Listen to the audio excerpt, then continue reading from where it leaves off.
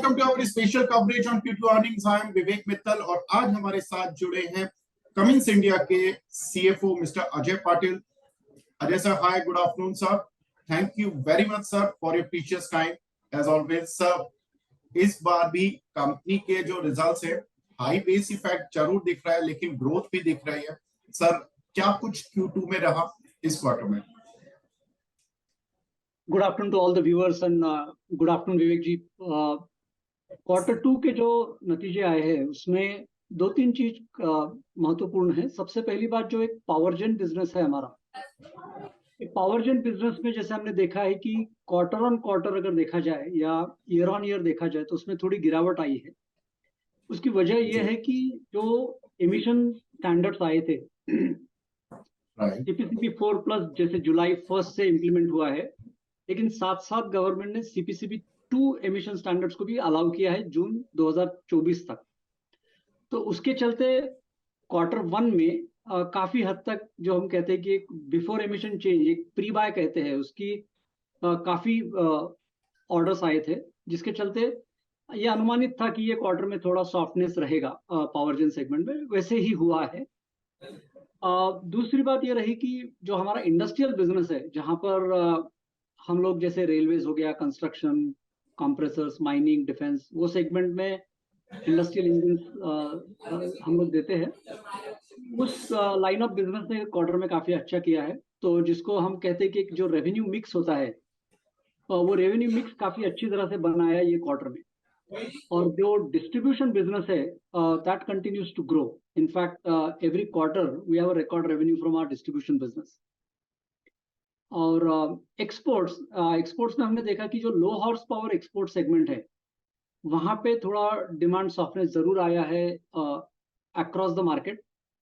खास करके जिसको हम लोग कहते हैं कि जो डेवलप्ड मार्केट है, जैसे यूरोप हो गया, नॉर्थ अमेरिका हो गया, तो वो एक ये क्वार्टर में भी हमने देखा है। बट इसको सारा जब जोड़ के देखते हैं, निश्चित तौर से टॉप लाइन पे प्रेशर जरूर रहा है, लेकिन on the bottom line we managed to manage our cost properly, get the good revenue mix, and then deliver a quarter with I think profitability which is seen after many years. अच्छा sir, like आपने domestic revenue का तो बताया कि जो norms थी उसकी वजह से थोड़ा सा इम्पैक्ट था और हमारी पहले बात भी हुई है इस बारे में। लेकिन इस बार जो एक्सपोर्ट में थोड़ा डिक्लाइन देखने के लिए मिला, it's because of the geopolitical risk which is arising in the Middle East and European region since last 1.5 year in Europe and now Israel Hamas का जो वॉर शुरू हुआ, इसकी वजह से कुछ हो रहा है, या आई मीन लग रहा है कि स्थितियां कुछ ठीक नहीं है उस पर्टिकुलर रीजन में? देखिए, ऐसा है कि जियोपॉलिटिकल सिचुएशन लास्ट 1-1.5 साल से तो कहीं ना कहीं दुनिया में चल रही है। दूसरी बात ये भी रही है कि पोस्ट कोविड जो सारी सेंट्रल बैंकों ने एक जो लो इंटरेस्ट रेट रखे थे, उसमें काफी हद तक उसकी वजह से इन्फ्लेशन अनुमानित था, जो उस तरह से हो भी गया। तो अभी सारी, अगर आप देखोगे कि दुनिया की मार्केट्स में इंटरेस्ट रेट जो है, वो जो central bank they are raising the interest rates, क्योंकि इन्फ्लेशन काफी बढ़ चुका है। तो उसके चलते डिमांड पे असर जरूर आ रहा है। और हम जो देख रहे हैं कि हमारे जो एक्सपोर्ट मार्केट्स है, वहां पे थोड़ा स्लो डाउन जरूर है। जैसे यूरोपियन जोन हो गया, या आप लैटिन अमेरिका का मार्केट देख लो, मिडिल ईस्ट देख लो, अफ्रीका देख लो, सही तो वहां पे थोड़ा डिमांड का सॉफ्टनेस जरूर नजर आ रहा है। जियोपॉलिटिकल फैक्टर थोड़ा कंट्रीब्यूट जरूर करते हैं, एक अनसर्टेनिटी बढ़ जाती है उसकी वजह से। तो वो उसके चलते हमने देखा है कि खासकर जो लो हॉर्स पावर सेगमेंट है, वहां पे हम देख रहे हैं कि थोड़ा डिमांड सॉफ्टनेस जरूर आया है। ओके सर, कमोडिटी साइकिल भी थोड़ा सा रिवर्स होने लगी है, लाइक मेटल में हमने देखा। हालांकि पिछले 2 दिन से हम देख रहे हैं कि क्रूड और जो दूसरी मेटल है उसमें थोड़ी सॉफ्टनेस आई है, लेकिन अगर हम इस पर्टिकुलर क्वार्टर में देखें तो दोनों ही जगह पर स्ट्रेंथ देखने के लिए मिली। So how do you see the impact of this commodity cycle on your margins? जहां तक हमने देखा है, पिछले 4 या 5 क्वार्टर में जो कमोडिटी साइकिल है, वो क्वार्टर आफ्टर क्वार्टर इसे commodity prices started to reduce. तो उसके चलते मार्जिन बेनिफिट जरूर मिल रहा है।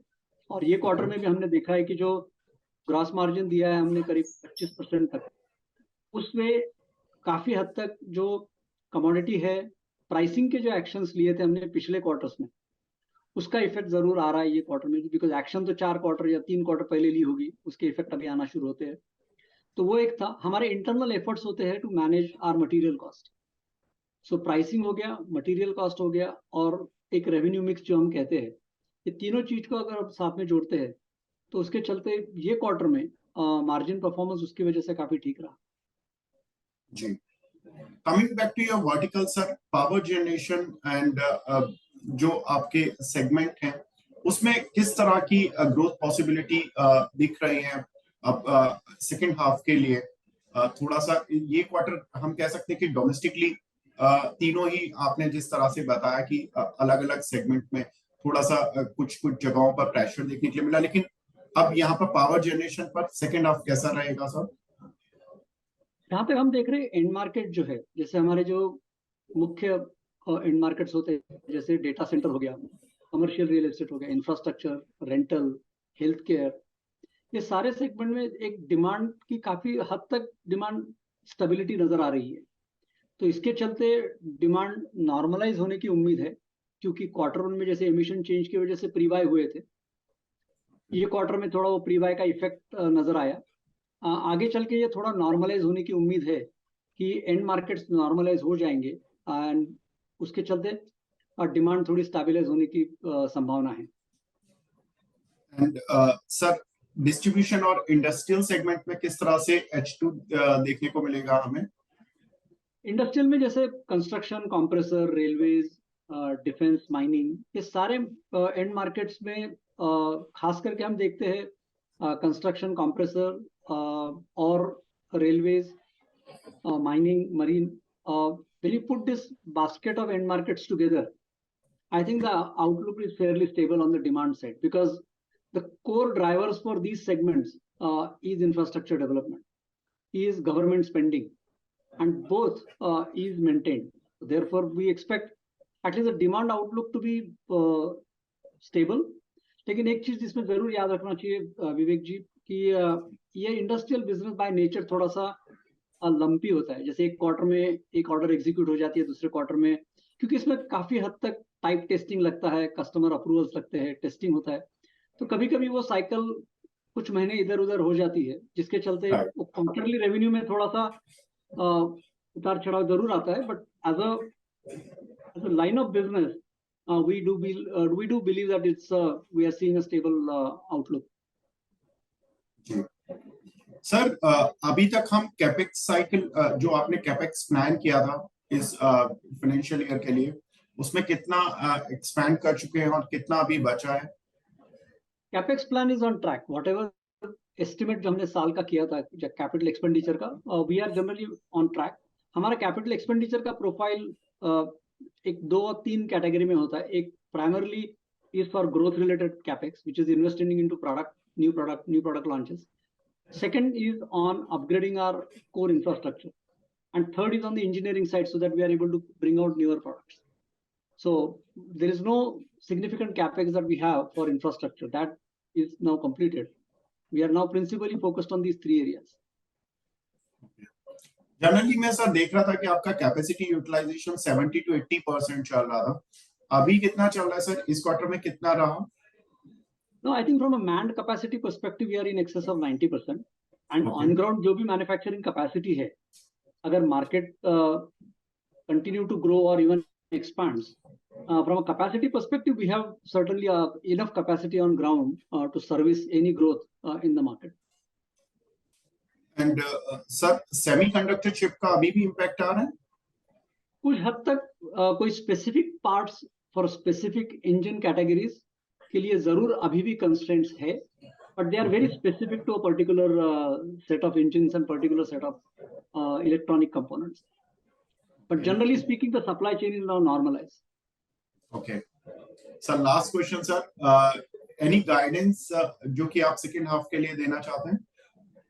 सेकेंड हाफ के लिए तो ऐसा स्पेसिफिक नहीं कहूंगा विवेक जी, लेकिन जैसे हमने अर्निंग्स कॉल पे भी कहा था कि हमारी कोशिश यही रही कि ये साल में हमारी जो टॉप लाइन है इसको डबल डिजिट में ग्रो करें.